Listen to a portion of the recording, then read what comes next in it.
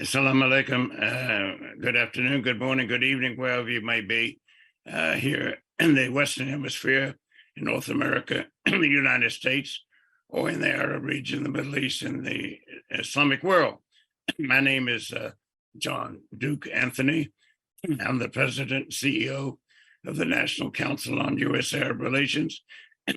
This is our 40th year, having been founded in 1983 as a nonprofit, non-governmental organization that is wedded to a vision of placing the relationship between the United States and its Arab friends, Arab allies, Arab partners on as firm a foundation as possible than it has been, that it is now, or is likely to be, unless a goodly number of people on all sides have this goal and share it in common and worked as closely as possible to make it achieved.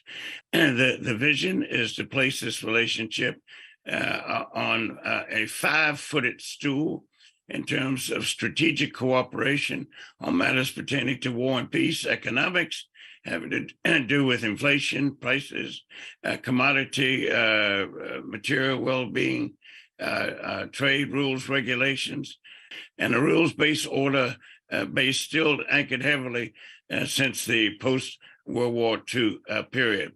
And then we have the political aspect, which is the most tension-filled, problematic, and most difficult to discern because of the competing foreign policy needs, concerns, and interests of the various players that want to have influence, especially in Arabia and the Gulf, which remains vital to the well-being of not just the peoples of the region, not just their bilateral partners, but humanity as a whole.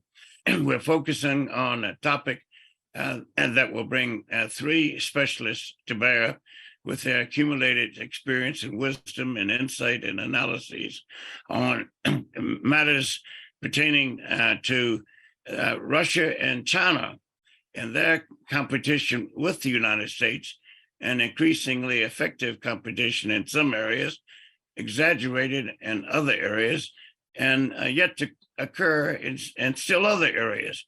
And the National Council's mission is one word, simply education. And this is what we're doing in this particular session here. How is it faring, the competition between Russia and China? Is it the threat that many people see, that various opinion writers and magazines, newspapers, voices on radio and televised sessions, or is it a healthy, thus far, competition amongst the great powers of the world? Something that we need not exaggerate for sure, and need not exacerbate even more for certain. But how is it that the United States is faring with China and Russia increasingly seeking to take advantage of America's pitfalls, America's disadvantages, America's stumbling, America's shortcomings, America's limitations? And the flip side, of course, of that is that they're not faring as well as one might think, or the media and sources of so-called informed comment would have one believe, because of the depth and the breadth and the diversity of America's engagement, involvement in the region. We're talking about an 80-year relationship between the United States and these countries, and a 40-year relationship with the Gulf Cooperation Council countries. So let's not make too much to do with this, but at the same time, not be naive and take advantage, and not be smug, not be arrogant, which one can say we're guilty of.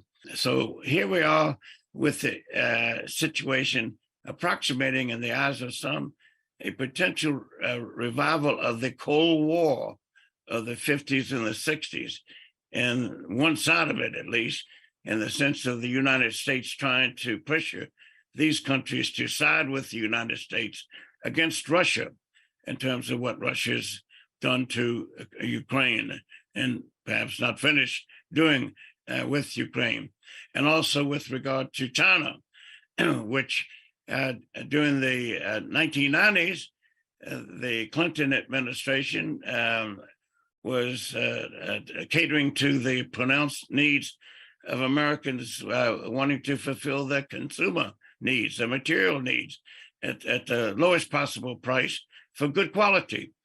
And those goals were largely being accomplished only for there to be a backlash for incoming demonstrations afterwards to say, well, Asia stole our jobs and we've exported our jobs. And look at our workers, we're being screwed. And so this is wrong. We have to put sanctions on China, curbs on the trade with China. And likewise with Russia. We cannot tolerate what Russia has done with Ukraine, with an inability to put ourselves in the shoes of, say, Moscow, which would say that we have rubbed their noses in the wounds of the humiliation of the defeat of international communism. For Moscow and the capitals of the GCC countries, interdependency is a fine concept where both sides can have mutuality of benefit, a reciprocity of reward, where both sides gain, and all boats will lift with rising tides. And likewise with China. China doesn't have the kinds of grievances towards the West that Russia has, but it has grievances nonetheless. So China has been saying Asia should be for Asians. And just as the United States has said from the Monroe Doctrine that this Western Hemisphere is to be the exclusive hegemonic domain of the United States in North America. No, we have not reciprocated. Where's the golden rule here? It would be the Chinese statement there, that we do not allow that particular concept to prevail, where Asia should be for the Asians. And the Chinese view, and to the Russian view as well, the United States has long since overreached, and it's far extended from its natural boundaries. But thus far, China has the advantage of not colonizing or invading or occupying any of the Arab countries or the Middle Eastern ones, for that matter. Russia could not say the same. So each comes with their own respective disadvantages and advantages.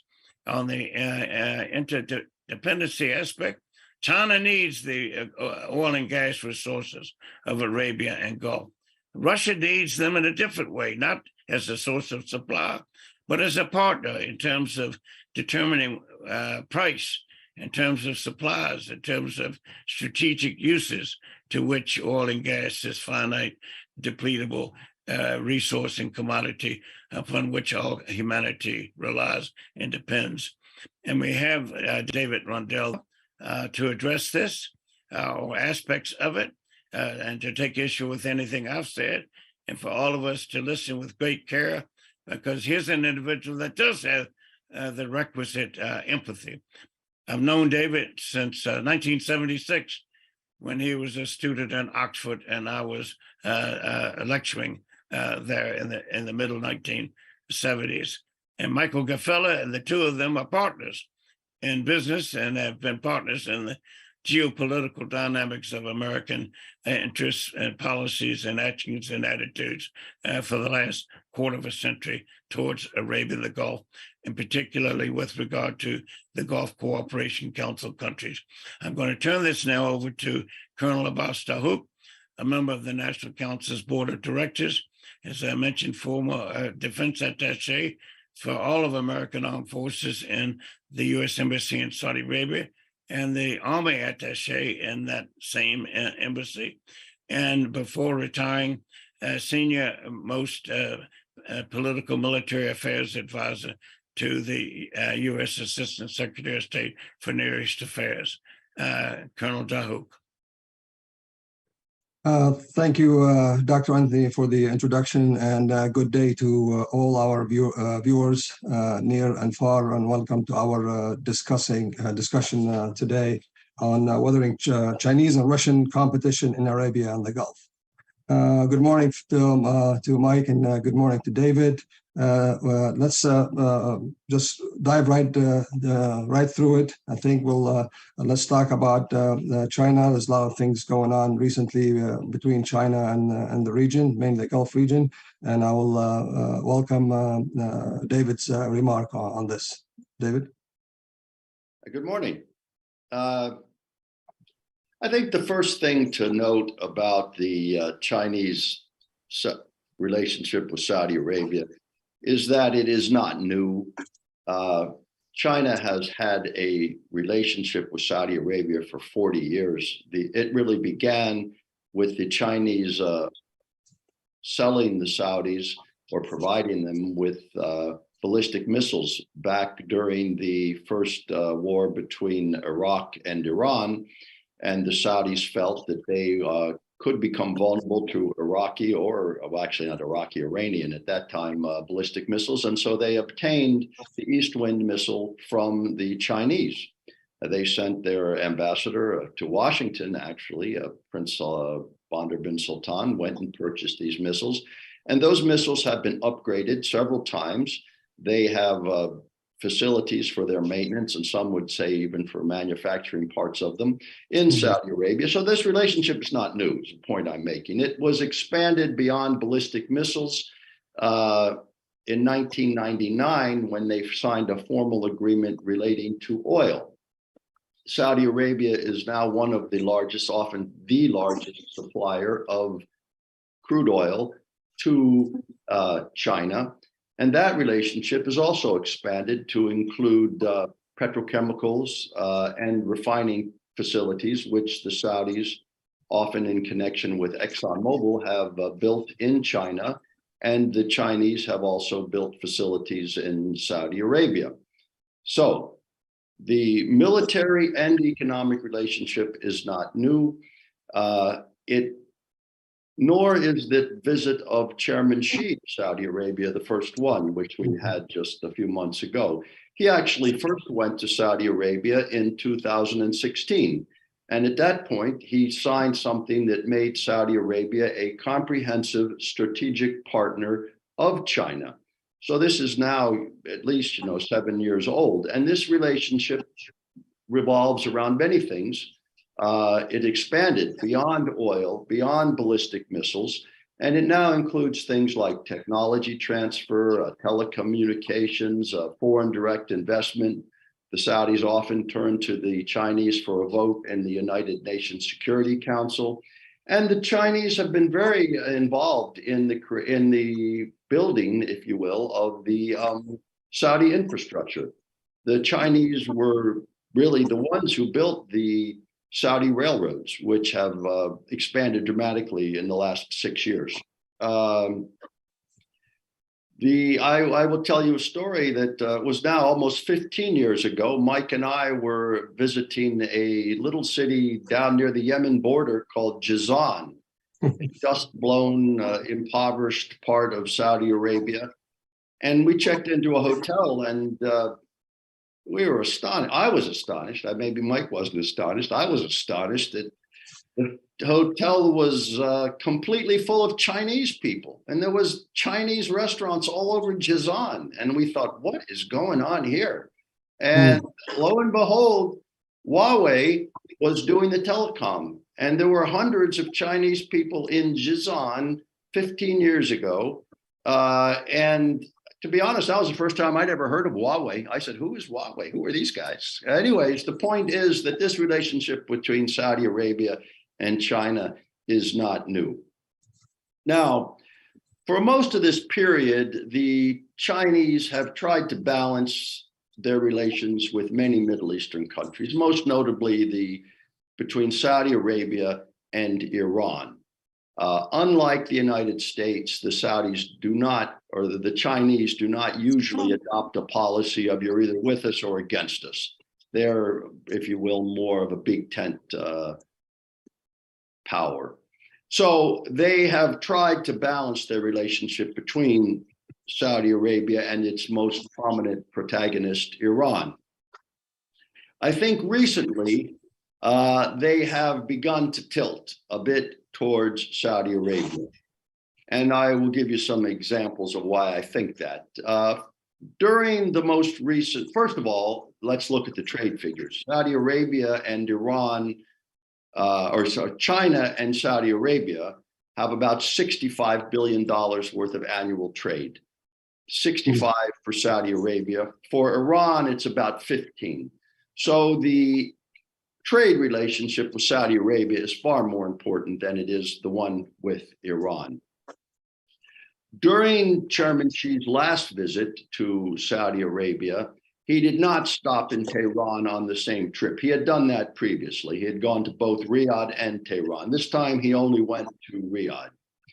And I think most significantly, in the announcement that was made at the end of this visit, the Chinese stated, and I should say that there were three meetings. There was a meeting between the Saudis, there was also a meeting between the Chinese and the GCC, and there was a meeting with essentially the Arab League.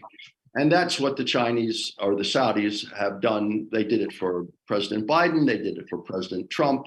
They demonstrate that they are the leader, if you will, of both of these blocs, the Arab League and at least the de facto leader of the Arab League or the one who can call meetings, shall we say.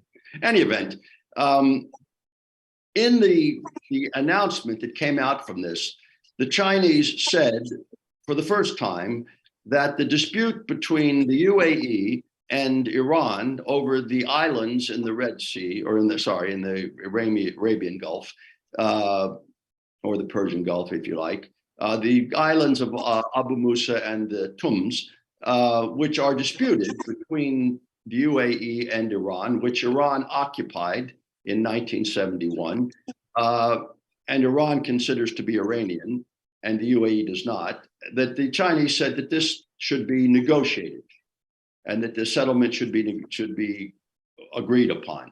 This incensed the Iranians, who felt that this was like the Americans saying, yeah, we need to renegotiate the border of the state of Washington with Canada. They felt this was a settled issue. So to bring this up again, the Iranians actually called the Chinese ambassador in Tehran and rebuked him for this statement.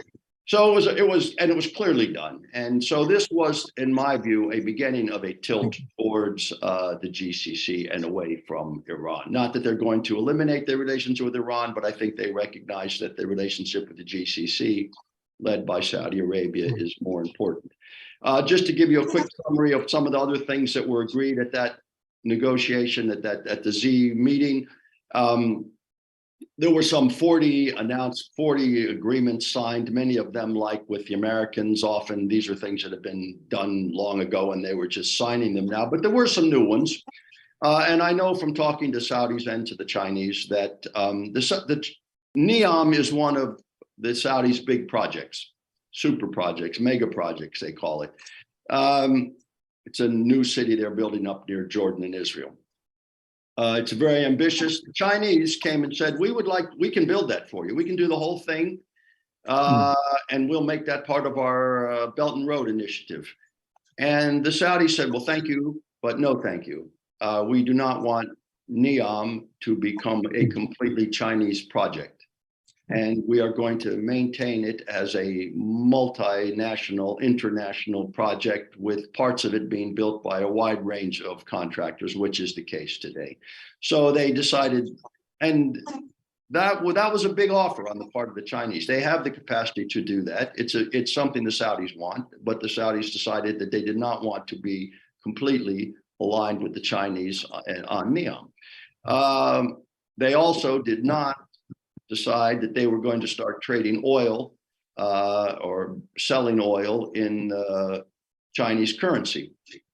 That was, again, something the Chinese would have liked to have seen.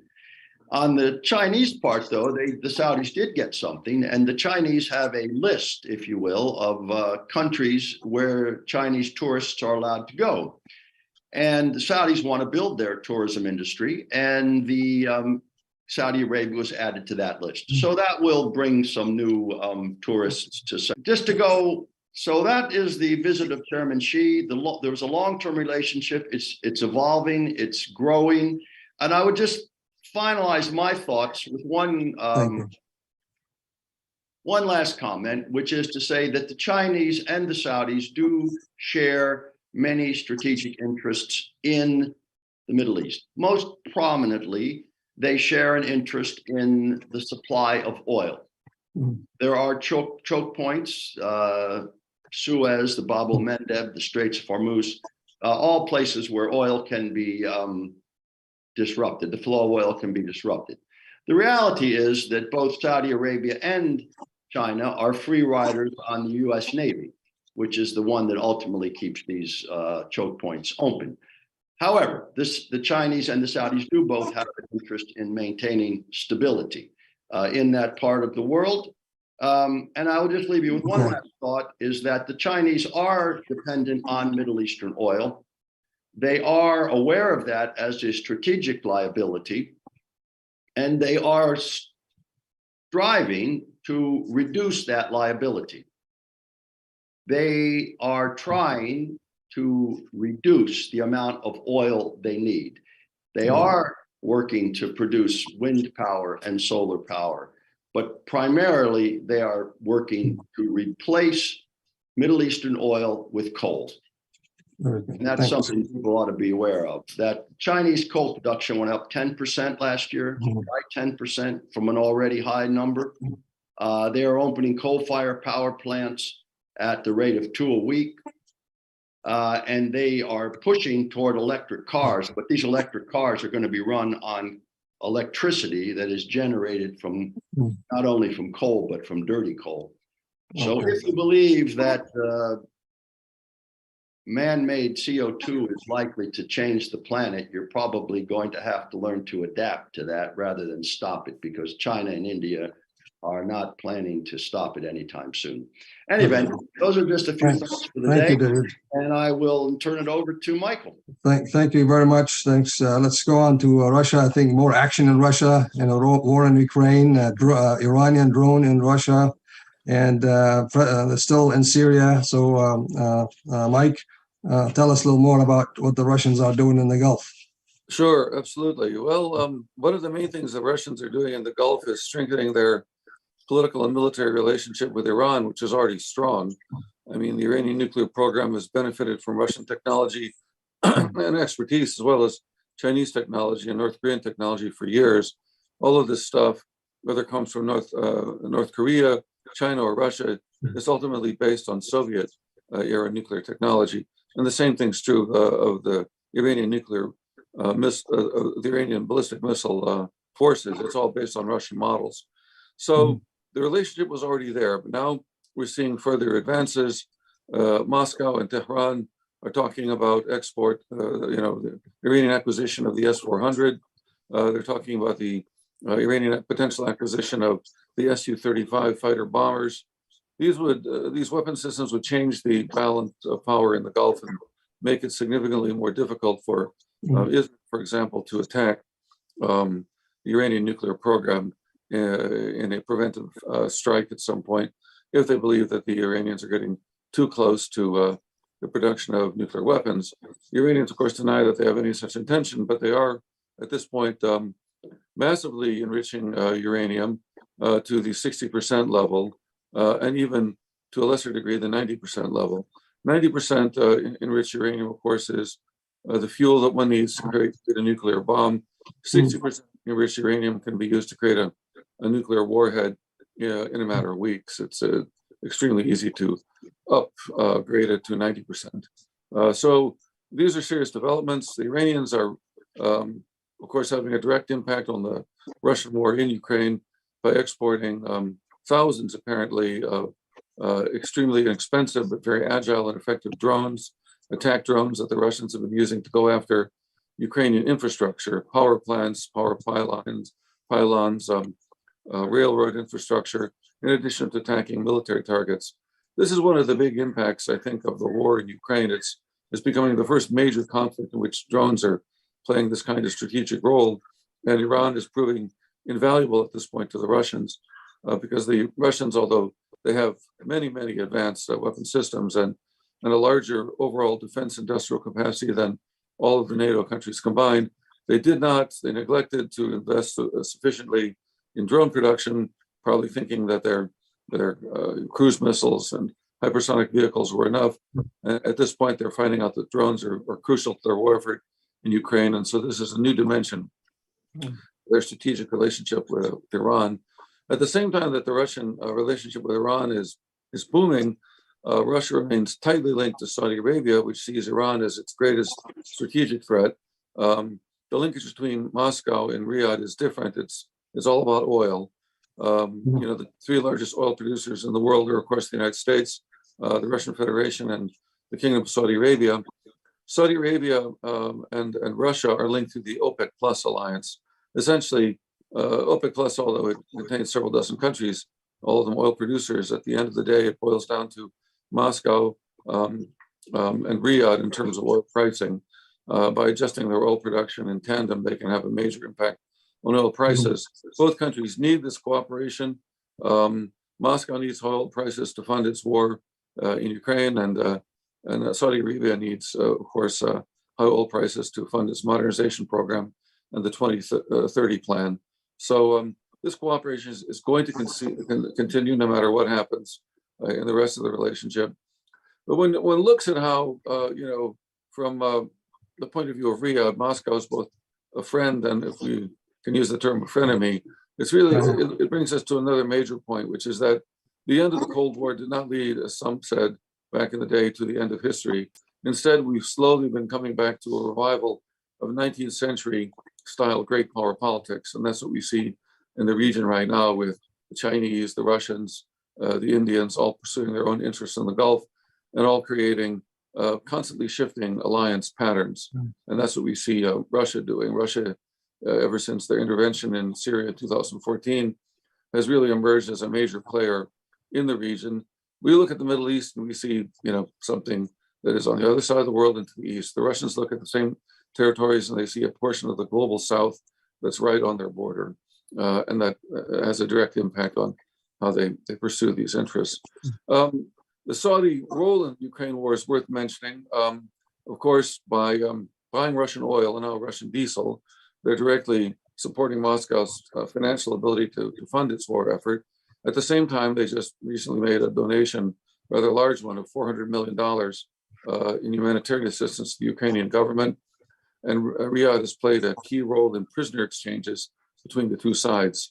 So it seems to me that they're trying to play a balancing act, maintaining reasonable relations with both the West and the Ukrainian government on the one hand, and with their Russian energy partners on the other.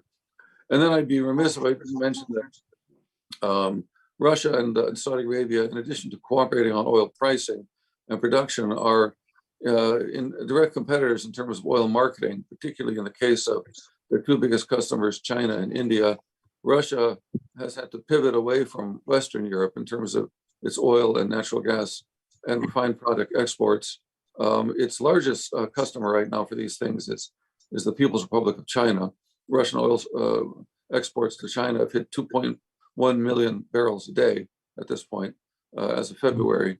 And their exports to India, which were really de minimis a few years ago, are now at 1.6 million barrels a day. So right now, Russian oil exports to India equal the oil exports to India, both Saudi Arabia and Iraq combined, which is the first time that's ever happened. Much of this oil is being re-exported, of course, because in order to get market share in China and in India, steal it from the Saudis, the Russians have to sell their oil at a discount of about $20 a barrel. And so both China and India, and to a certain extent, perhaps Saudi Arabia, are re-exporting some of this Russian oil and Russian refined products to Western markets. Many Western European countries that are very proud of their efforts to block Russian crude oil and refined products from the European market are actually simply re-importing these products from third countries. Thanks very much, Abbas. No, thank you, Mike, for your remarks. Before I go to some questions, I'm going to add some atmospherics basically based on talking to our friends in the region. I was also in Riyadh last week for a week, and before that I was in IDEX for a week, and last year attended the FII for the Davos in the Desert and other visits. The way I see the majority of the consensus from the people we talk to, let's see specifically on the war against Ukraine, they wanted the United States to remain strong and influential power in Europe, but at the same time they don't want the Russians to lose. Fearing a lot of things, fearing the food shortages, fearing the unknown, fearing the consequences of war. I mean, in the Middle East, what the consequences of Iraq and Yemen and so on. So they're looking at it from a different prism. The same thing they look at the world around them at the strategic level. They divided the three countries in a different pile. For example, Russia, China, and United States. And both you, Mike and David, talked a little bit about, for example, talked about Russia, that it fits on the OPEC plus and has this, oil politics. So Saudi Arabia has to work with them. After all, oil is the world runs on oil, so they have to have that kind of relationship with Russia. China also, David mentioned that they do have a strategic missile capability from China. They have China buys I think 70% of their oil from Saudi Arabia. There's other consumable parts and so on. And the United States, we all know the United States has a big presence, right? So the big presence for DoD presence in there, so it's important for security. And also on security cooperation, especially on the buying high-end items. I mean, they'll continue to buy F-15s and Patriot missiles and all these high-end items from the United States. They might buy something others like vehicles or armored vehicles from other countries, but they continue to have this strength with the United States. So they look at them at these three different pillars. And they know from looking around what's happening around them, they know that the Western powers pretty much decided. They are, and also they're determined to deprive Russia from its international status. They want to actually contain Russia, maybe as a step to counter China in the future. But this is very obvious that they're trying to do that, and also not only just contain that. And if you see what the Biden administration talks, they want to remove it from the international decision-making process. They want to try to be really, really, weak and not able to do that. On the G7, G20, the G7, also G7 countries, they're very united on the international affairs. I don't think there is much gray area between them. But on the G20, where Saudi Arabia comes in, they're not divided. And Saudi Arabia is a voice in there. It's a different voice to bring in other voices from the international arena. And also Saudi Arabia has plays a little bit with the BRICS, countries. So there's a venue in there to get involved in the international arena outside the G20. We've talked a little bit about war in Ukraine.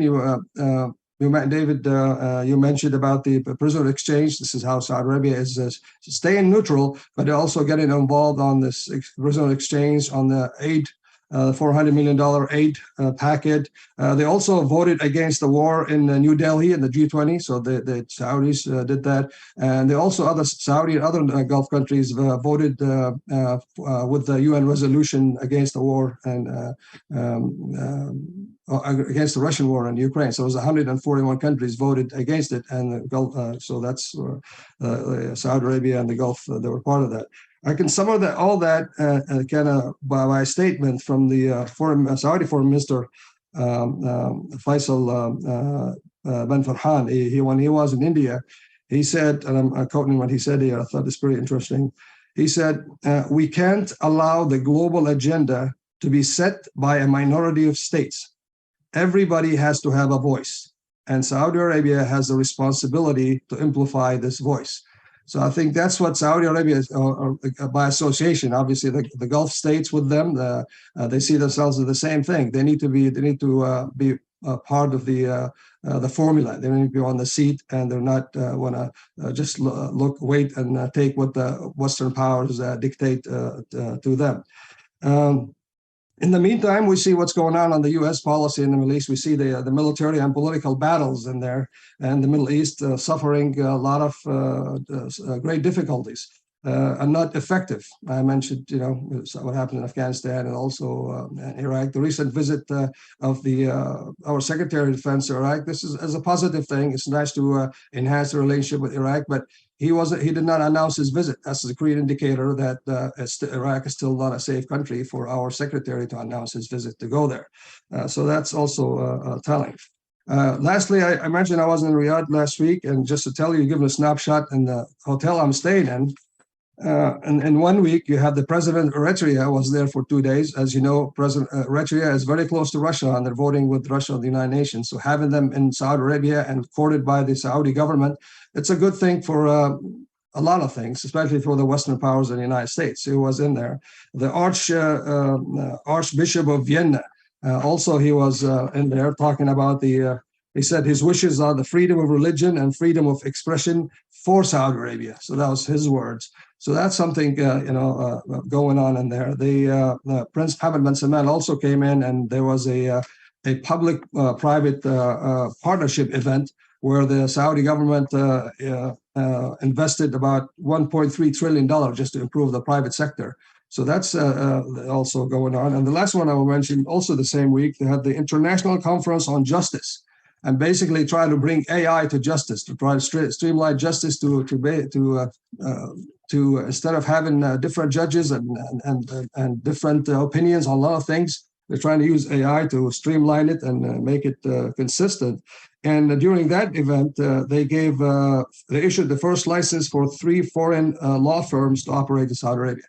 So what I'm trying to say is that the young people in the region, they're staying away from politics, from isms, and they're moving forward on a strategy, and they're not looking back. So with that, I think I'll ask a couple of questions. I'll start with the questions from the audience here. As one question we mentioned on the $400 million that are given to Saudi Arabia.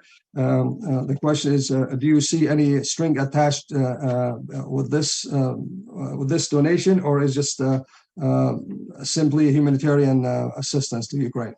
Anybody, Dave or Mike? In my opinion, I don't see strings attached to it. I think that what we're looking at is an attempt by Saudi Arabia to remain neutral in the conflict. I mean, obviously, Ukraine needs a great deal of humanitarian assistance at this point. We in the United States now are paying, for example, because of the essential collapse of the Ukrainian economy and the massive damage to their infrastructure. We're paying for government pensions in Ukraine. We're paying the salaries of the entire government bureaucracy. So the $400 million was an excellent move on the part of the Saudis. I agree. It's helped the Ukrainians tremendously. I don't really see any strings attached to it. The kingdom's been a major provider of international assistance in crises like this for years. And the only political aspect I see is that it does reinforce the kingdom's neutrality in the conflict. Okay, Yeah, thank you. I would just add to that when we think about why we have a strategic relationship with Saudi Arabia, the one thing that they have, and it's not to demean it, it's the asset that they have, is a thick checkbook.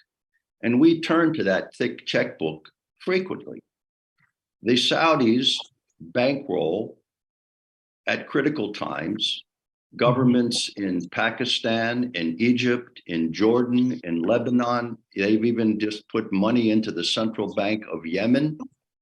And so their ability to provide funds quickly and quietly is very important to the global order that the United States would like to preserve. And this contribution to the Ukraine is just the latest example of a long-standing policy that the Saudis have had. And I'm sure somebody from Washington went there and talked to them about this and worked with them on how this money could be and what sum it should be. And I would argue that this is very similar to the policy that's being pursued by Israel. Israel likewise does not want to take sides in a Russia-Ukraine or what's effectively a NATO-Russia dispute. And they have, despite pressure from the West, have declined to send lethal weapons to Ukraine. They're happy to send non-lethal aid and financial aid. But so Saudi, I think this is a reflection of the fact that what Colonel Abbas noted, that much of the global South, of which I think you could include Saudi Arabia, are not entirely aligned with the West on this conflict in Ukraine and are trying to remain neutral. And I think if I had to take away a message from this, that would be the message that Saudi Arabia does not want to, and really cannot afford to, quite frankly, to take sides in this, and therefore they're trying to walk a fine line in the middle. Okay, good. David, you mentioned the Huawei 5G technology. There's a question here that the technology has been welcomed by the UAE and is being looked at by other GCC states. The U.S. has advised and lobbied against this. Do you know why, or do you have any info? I mean, I have from a military perspective, I see it, but what do you think? As far as I know, the Saudis have not taken. I may be wrong about this. I don't think the Saudis have agreed to have 5G. UAE did, but not Saudis. You're right. I don't think the Saudis have. Right, you're right. I can add something to it. I know this. The UAE agreed on it a while back because they saw it as if they don't use this 5G technology, they'll be behind the rest of the world. And they realized that 5G is needed for AI, for smart cities. They needed to move forward, and they just have to no choice but doing it because the United States was not willing to do that. On the other countries, especially Saudi Arabia, it's very sensitive issue because once you have 5G, especially on your defense sector, you lose the interoperability with U.S. forces. That's anything Chinese, especially on the communication side, will not be able to operate on the U.S. side. The U.S. will not allow you to plug in with it anyway. So that becomes difficult. It's once you shift to 5G on the Chinese side, you're stuck for a long duration, and there'll be a lot of restrictions and limitations that comes with it. Okay. Let's see. That's something you mentioned, Mike, and said, do the GCC states view increased relations with Putin as necessary to combat the rapidly deepening Russia-Iranian partnership? Do you see that, the GCC, especially Arabia, moving into... It's classic balance of power politics, absolutely. I mean, you have to play to win, and at the end of the day, yes, they need to counterbalance the Russian-Iranian relationship. Simply, frankly, the Russians have a great deal of sway in Tehran. So within the corridors of diplomacy, I have no doubt but that the marshals are going from the GCC capitals to Moscow to try and influence Iran in such a way that it becomes less threatening to GCC interests. I'm sure the Saudis and the Emiratis are doing this. Why would they not? At the end of the day, Russia is not going away. It will be a big player in the Middle East for the rest of our lives. They're not leaving Syria. They work closely with the Iranians in Syria, of course, to uphold the Bashar al-Assad government. That was something that the Saudis and their GCC partners opposed for a long time. No, people have had to, because of the success of, Russian arms in Syria, they've had to accept the permanence of the Russian presence there and Russia's permanent presence on the Eastern Mediterranean coast. So why not use these facts to one's advantage if one can? This goes back to the point I made earlier about how we're really returning to the 19th century in the 20th century. After the 20th century, we're in the 21st century and we're returning to the 19th century in terms of the revival of great power politics and the revival of power blocks. And that's how I see this. Thank you. There's also one question for Russia about the competition versus cooperation between Saudi Arabia and Russia on the oil sector. I mean, both are they compete against customer, and they willing to maintain a certain price of oil, and also United States, Saudi Arabia has some pressure from the European and maybe United States. How do you see this balancing act on competition versus cooperation between Russia and Saudi Arabia on in the oil sector? I think that Saudi-Russian cooperation within OPEC Plus is a fact. It's not going to go away. It's essential to both countries. As I mentioned earlier, without this cooperation, neither country can influence oil prices the way they need to influence them. They need higher oil prices, in Riyadh's case, to pay for the economic reform and economic transformation of the country, in the case of and for the social welfare expenses, which are considerable. Saudi Arabia has a very generous social welfare state. So does Russia.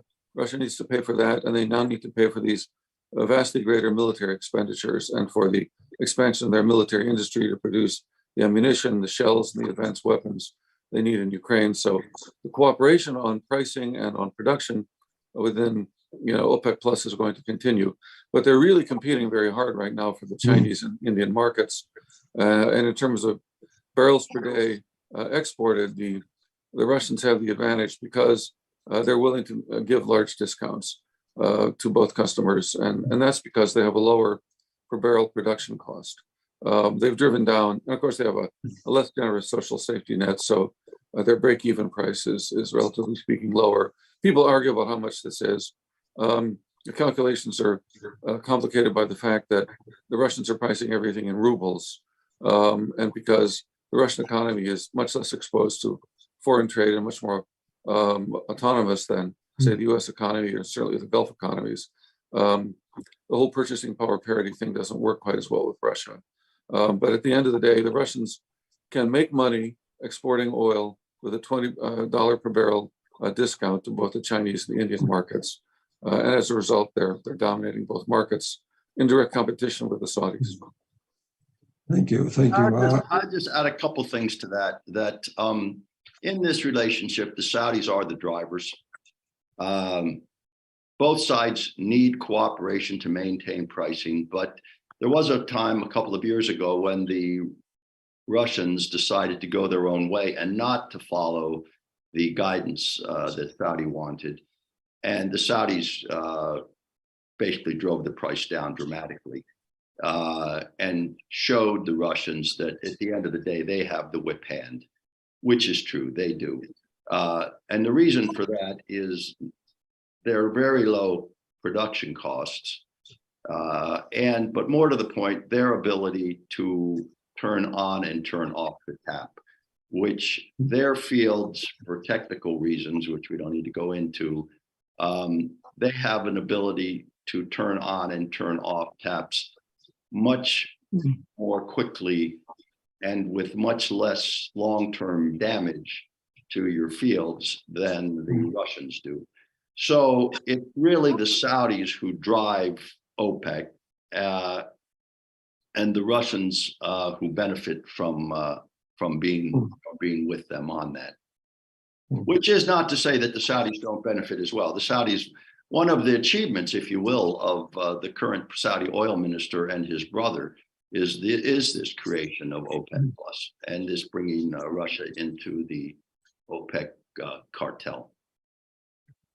Thanks, David. Could you talk a little bit about the Chinese currency? I mean, do you think the Chinese currency would be welcome sometimes in the near future in the Gulf, at least on trading oil, not necessarily to replace the dollar 100%, but perhaps kind of mix sometimes in dollars, sometimes in yen, try to introduce it slowly on certain sectors. How do you see this currency dynamics on the political side? I don't think that the dollar is likely to be replaced as the reserve currency of central banks anytime soon. It's far and away the dominant currency. The next one is the euro. The Chinese currency is insignificant as a central bank reserve currency at the moment. And for those who, I think most people know what a reserve currency is. It's the currency that central banks use to move amongst themselves to settle accounts. So I don't see the dollar being threatened anytime soon as the dominant reserve currency, in part because there really are not any alternatives. Whether or not people would begin to trade oil in Chinese currency with China, some people are already doing that. I believe that India is already doing that. I believe that Russia is already doing that. And those are not insignificant transactions. And they're not really going to affect the fact that the dollar remains the dominant global currency. Despite the fact that some people would like that. In fact, many people would like that to happen. Many people believe that the United States has abused or not fulfilled, if you will, its responsibility to be a neutral partner or the neutral supervisor, whatever you want to call it, of the global currency, and that our using our control of the global reserve currency for our own political purposes has upset a lot of people, and they would like to find an alternative if they could, but at the moment they can't. So the question you're asking really is about the Saudis. I don't see the Saudis starting. I could be wrong, but I don't think it would make a big difference financially. It would be a symbolic difference, and it would upset Washington greatly, and therefore I don't think the Saudis will do it. So that's the short answer to my long preamble, is that I don't think the Saudis are going to do it. If they did do it, it's not going to be that big a deal. It would be more symbolic. But it would be a big symbolic change, and that is the reason I don't think they would do it anytime soon. You got to remember, the Saudis hold a lot of their reserves they have a lot of investments. They have a lot of American government bonds. There are many Saudis who have big investments, personal investments in the United States. They don't want to see the dollar decline in value anytime soon. That's good. Thank you. There's also a question here from the audience about given that the European influence with other countries, well, especially like Russia and China, try to influence them on the business from the business side. They weren't that influential. Do we think that GCC or Saudi Arabia may be more successful to engage, China and Russia on the business side, oil side, business side? Do you think they'll see more success there? I mean, that's just I don't know. This Do I think that Chinese economic connections with the Gulf states will increase?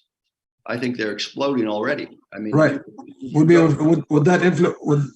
I live in Dubai, and I can tell you the number of Chinese. I mean, there is huge, huge Chinese community in Dubai. They have giant malls. They have this thing called the Dragon Mall, which is not a mall. It's a vast acreage of where you can buy anything you want from. It's the biggest mall I've ever seen. Would that equate to influence? Would that equate to influence, though? You think would they be able to? Well, it's economic influence. It's certainly economic influence. Political influence. Yeah, I think economic influence and political influence go along with each other. So yeah, I think that the Chinese have political influence in the Gulf. Certainly more than they did, 10 years ago. Yeah, no, I think they do. Does that mean that the American influence is less? To some extent, yes. I mean, to some extent, influence is a zero-sum game. And if one guy gets more influence, by definition, the other person has less. So the Americans do have less influence. There was a time when the United States was the only game in town. I think Mike and I can both remember that from the early days in our career, when the dominance of the United States in the politics and economics of the Gulf states was completely unrivaled. That's not the case today. Okay. I would just add one thing that, because of the structure of the Russian economy, it's essentially competing economically with the GCC countries. Its major exports are exactly what they export, oil and natural gas. It's the dominant natural gas exporter, much of that now going through the Power of Siberia pipeline and other pipelines directly to Chinese markets. And again, it's competing, with Qatar and with other GCC countries including in the future, I think the Saudis for the LNG market and for the pipeline gas export market. So the only area I see changing in case the Russians actually win in some fashion in Ukraine is in the arms market. They are the largest arms exporter in the world after the United States, and they'll try to leverage any success in Ukraine to boost their arms exports, including to the GCC countries. And what they'll be pushing, of course, is their high-end aircraft, the Su-35 and the other aircraft they're using so liberally right now in the Ukraine war, plus munitions, anti-drone equipment like the Panzer, armored vehicles. But this will only be possible if they actually win in Ukraine. And of course, I think we're still, relatively speaking, in the early days of the war. So that's an open question. A follow-up I would question. just add one final thing is that the Saudis expect oil demand globally to increase. Okay, again, despite the talk of decarbonization, the Saudis, who know the oil market extremely well, anticipate that global oil demand will increase. And so they are actually increasing their production capacity. And so there's an expanding pie. I don't know, Michael may know whether the Russians can or plan to expand their production capacity. But the point is that the pie is getting bigger and there could well be room for both the Russians and the Saudis. That's an excellent point. I mean, the Russians think they can boost their production. They're certainly working on it. Obviously, the circumstances of the war are making that harder because they can't get some of the advanced fracking technology in particular that they'd like to get. But people who bet against Russian science and technology have often lost in the past because they've been very inventive, often coming up with technological solutions that parallel ours but go in different directions. Many years ago, I was involved in an operation to acquire MiG-29 Fulcrum C aircraft from the former Soviet Union. It was back in the 90s. And when we got a close look at these planes for the first time, it was remarkable how much they differed from the F-16, which is then our most advanced aircraft. So the Russians are capable of coming up with interesting advanced technology in both the civilian and the military spheres. And I think David's right. I mean, oil is not going away, and there will probably be room, almost certainly room for both increased Russian and Saudi exports in the future. So Mike and David, both of you guys served in the embassies in the Middle East and especially in the Gulf region. Now, the recent visit by the Secretary of Defense, basically it was, like I mentioned earlier, unannounced visit, and he's visiting Israel and Jordan and Egypt. And before that, there was a multiple exercises between Israel and the United States that to counter perhaps Iranian threat and so on. So if you're sitting in the embassies in the Gulf, looking at Secretary of Defense is moving into the region and discussing regional stability and U.S. strategy in the region and countering Iran and not visit to the Gulf states, your post. What do you say to that? I'd have to understand why. I mean, was it meant as some kind of a slight, or had he already been there recently and he felt he didn't need to go again? The relationship between the Biden administration and Saudi Arabia is not a good one. It has been tense for a long time. Yeah. That's fair. I think that's a given. But that said, I don't think the Saudis have any plan to distance them. The Saudis would like to have a good relationship with the United States. Okay, I know and an ambassador. They ambassador. They want to improve their relationship with the United States. True. They believe that the Biden administration has made that difficult. The Biden administration would argue that the Saudis made that difficult by the murder of Jamal Khashoggi. So, I mean, it's a chicken or the egg thing, but the Saudis believe that they should get over the Khashoggi incident and that they should begin to rebuild the relationship. I think the Biden administration is divided. I'm not speaking for them, but it seems to me, from what I can see, that there are people in the administration who would like to improve Saudi relations with Saudi, and there are people who would still like to consider Saudi a pariah state for whatever reason. So I think, and that's something the U.S. government's going to have to work out for itself, that the Saudis would welcome an improved relationship with the United States. They understand that the United States remains the only world power that has the expeditionary capacity to help them in a time of need. That the United States is the power that keeps the choke points for the flow of oil open. So, and that most of their military equipment and almost all of their military training comes from the United States, that the dollar is where they invest their money, that the dollar is where they trade their oil, that the SWIFT currency banking system, if you will, credit system is dominated by the United States. So they are not interested in having bad relations with the United States. So I don't think that they are going to take any great umbrage at the fact that Secretary Austin didn't come to see them. And you'd have to ask, you have to look at the details as to why he didn't come. Right. I agree. Okay. I mean, that's actually my last question. I want David and Mike, do you have any last parting thoughts here before I close the session? Thank you very much. Appreciate the opportunity to chat. Thank you. I really enjoyed it. Thank you. Yeah. Well, thank you both, and thanks for all our listeners. And until next time, have a good day. Thank Bye-bye you. now. Take care.